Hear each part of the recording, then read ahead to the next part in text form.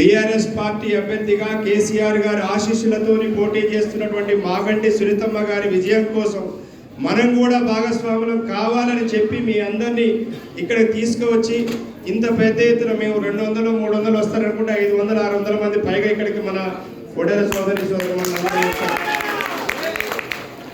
ఒడ్డెర అంటే స్నేహానికి ప్రాణమిచ్చేటువంటి వాళ్ళు, స్నేహానికి ప్రారంభించేవాళ్ళు. ఎందుకంటే నేను చిన్నతనం నుంచి ఒడ్డెర కుటుంబాలు నాకు అత్యంత ఆత్మీయంగా ఉన్నటువంటి కుటుంబాలు మాకు.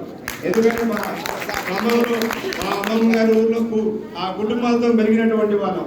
ప్రాణానికి ప్రాణం ఇచ్చేటువంటి నైజం ఉన్నటువంటి సామాజిక వర్గం ఒడ్డెర సామాజిక వర్గం. ఇప్పుడే జయలమల్లి గారు చెప్పారు మాకు మమ్మల్ని పట్టించుకోవట్లేదని. నేను ఒక్కటే ఉదాహరణ చెప్తాను. మీకు మొహమాటం ఎక్కువ మొహమాటం ఉన్నది ఎవరైనా అంటే ఒడ్డెర. మాజీ మంత్రివర్యులు తలసాని శ్రీనివాస్ యాదవ్ గారికి స్వాగతం. ఒక్క విషయం చెప్పి నేను ముగిస్తాను.